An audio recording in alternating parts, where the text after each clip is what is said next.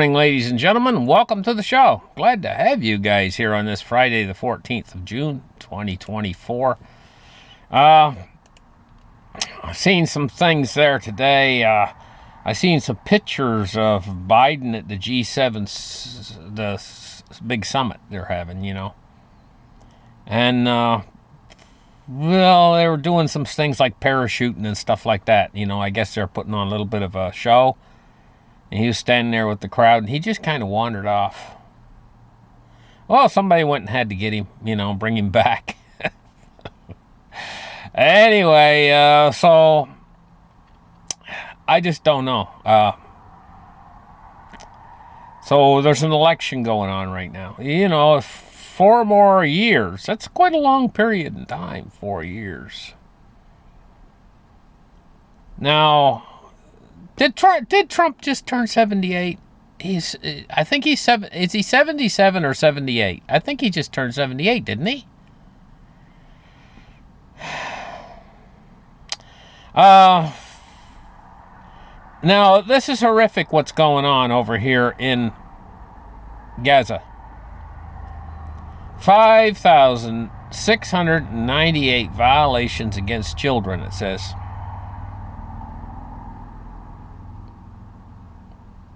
That's horrible. When are we going to learn to quit with this stuff we call war? It's actually a legacy that we've carried on from very old times, back when kings used to reign the earth, and they used to wage war against one another. It's totally uncivilized. It's totally barbaric, and it's still started and instigated by the world leaders. Those are the ones who start it, and those are the ones who instigate it. The people don't really have much of a say, but I'm going to tell you, on the front side of a war, which is where we're at right now, or on the front side of it, I know you guys say, well, the war's been raging for years in Ukraine, but I'm talking about a world war. We're on the front side of it. On the front side of it, the general population, they don't realize what they're getting themselves into and how bad it actually is. And so they're not really all that much against it. But on the other side of the war, after there's been untold human tragedy of lives lost, then it's a different story. The people don't look at it so fondly. Now, we're looking at the voters in the United States here. What do they think?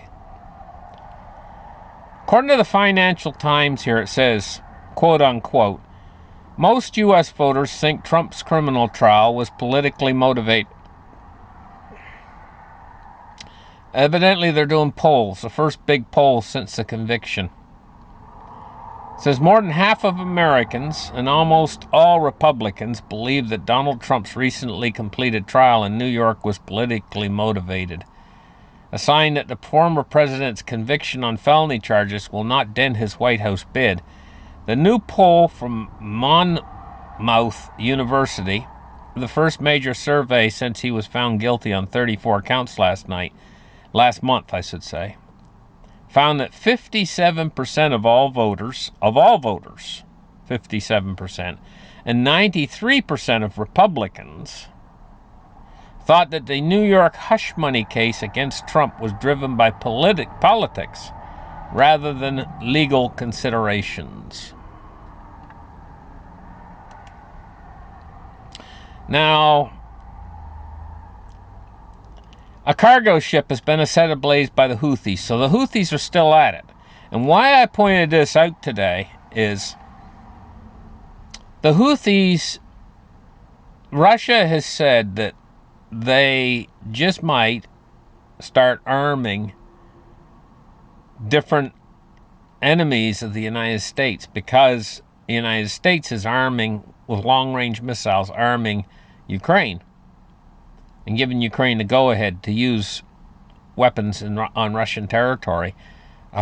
Makes me awful suspicious of what in the heck they're doing down there in Cuba right now, the Russians. And also, I just take a look at these Houthis and I say to myself, could Russia give them something or another? In the back door, or give them something that they, give them some some of these missiles or something. Could they? Asking that question. Now this is what we got coming to the United States of America, most likely. It says violent protests erupt in Argentina over sweeping economic reforms. See, economic policy can cause violent protests, and these violent protests can actually grow out of control. It says the riot police had to use rubber bullets and tear gas and water cannons to break up major demonstrations in Argentina against President Milei's sweeping economic reform bill as it took a step closer to becoming signed into law.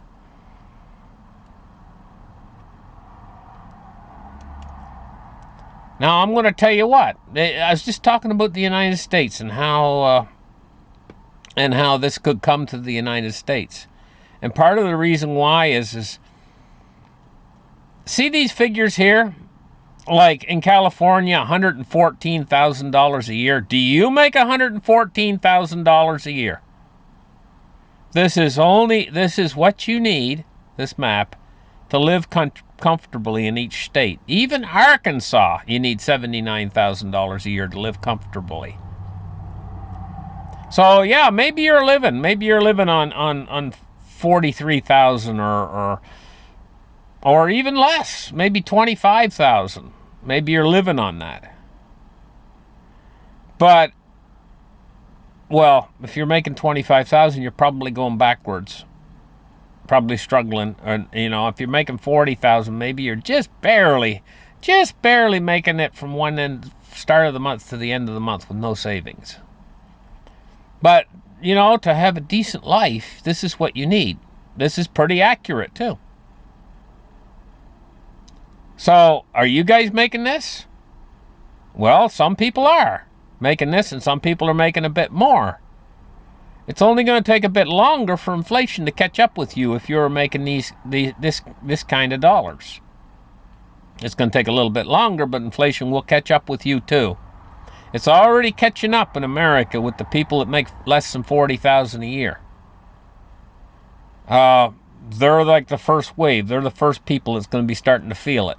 And then the people that make like 40 to 60,000 and then 60 to 80,000. And it doesn't really matter because hyperinflation can eat up no matter what your wage is. And if these wages don't keep up, if they don't grow with the inflation, well, eventually it's going to be coming for you too, no matter how much you make, unless you're making tens of millions of dollars a year. And then even then it might catch up with you in the end. The dollar's on its way to zero.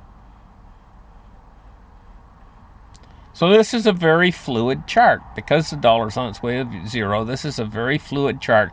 And what has meaning right now to live a comfortable life on, say, $114,000 in California, or say 79,000 in Arkansas, this could change in the next couple years, and you might need a hell of a lot more to have a comfortable life. Now the silver price today, it's taken a beating over the past week or two. It's taken an awful beating. It was up to $32, but it could have been a whole lot worse, because I think we got the dollar actually going up today. And we got silver price going up today. Why? Because it took such a beating over the past number of days.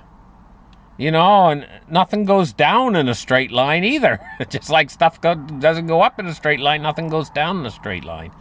That's still a pretty fair, decent price for silver. Now, we could bust through that $32 mark and head for $35. And in fact, yesterday I did a show for Patreon, and I was talking about artificial intelligence, the latest ChatGPT-4, what its predictions for silver are. It's predicting $50 within the next year or so. If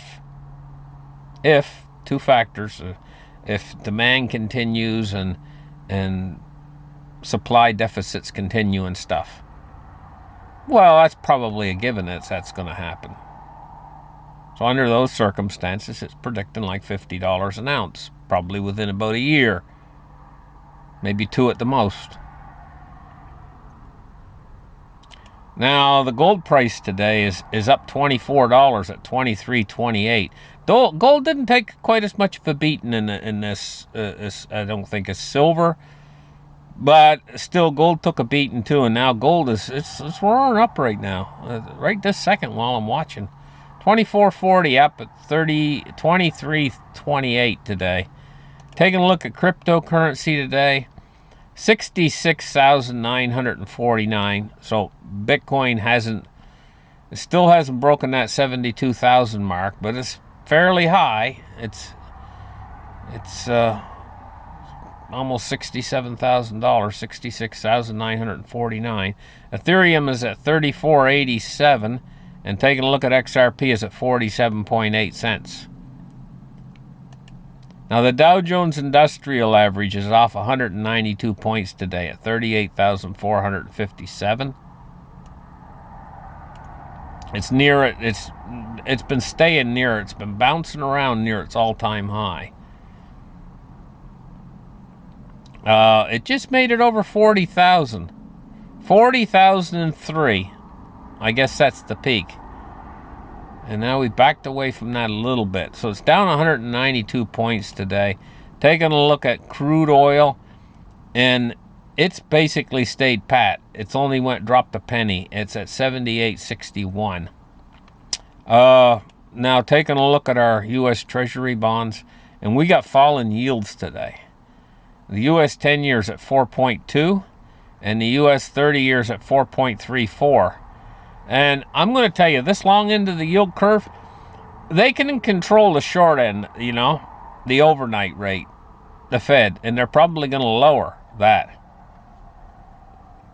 But this long end, how are they going to stop it from rising once the financial troubles really get started? Are they going to have to do yield curve control on the long end of the yield curve? I'm just wondering about that, because otherwise we might see these yields start to take off. We might see a crash in this bond market that's been so many years. Let's just click on the 10-year just for a second here and take a look at this. Well, are they going to allow? Yeah, there we go. All. I want to click on all. And I want to show you going all the way back to the year 1981. So basically, we've been in a bull. See, this has an inverse relationship to other markets. So as you see in this thing slowly drop over the years, from 1981 all the way, it looks like it made a bottom in around 2015 or something like that. Let me get this target thing on that, if it'll go. Exactly. I'm trying to get the exact year it made its bottom. You can see it did make a little bit of a bottom there, but this has been a long. This whole thing from 1981 all the way around here, there's been a couple generations have come along, and they've been raised with this silver spoon because of this. What you see here with this fall in bond yield prices has been a expansion of credit through the system. And what it's yielded is, it's yielded these subsequent generations that grew up in this, they're soft. They're soft because we were borrowing more and more and more money on everything, and there was good times, really good times, But what we're probably going to see here is an uncontrolled on the long end of the yield curve. This, just like no markets can go straight up in a straight line, this thing disintegrated down over a 40-year period. Well, actually more. Going back all the way to 1981. That's, 44 years? 43 years, something like that. Long time. in here. Good times. This is almost like a chart of the good times, you know. And the thing is good times never last forever. And so it could be something fairly sudden too, you know. Now, taking a look at the U.S. dollar index today, we see the dollar going up all day, and we see gold and silver going up. Now, that's unusual because there's an inverse relationship between the two, and dollar's going up steeply like that, almost a half a penny, 0.45%. We should see gold and silver going down in price. But we're just coming off of that big smash. So that probably factors into it a lot. Listen, you guys have a great afternoon. Subscribe to the channel and join the channel. Joining the channel gets you quite a few perks. Looking forward to doing a show for my members either tomorrow or Sunday. I'm getting at my trailer. I'm getting it almost all done. You know, I've been working real hard at it, you know, and getting a lot done on it. You guys, I think you're going to be surprised to see just how far along it's getting, how close it's getting to be finished. You guys have a great day, and we'll catch you tomorrow or Sunday. Bye-bye, guys.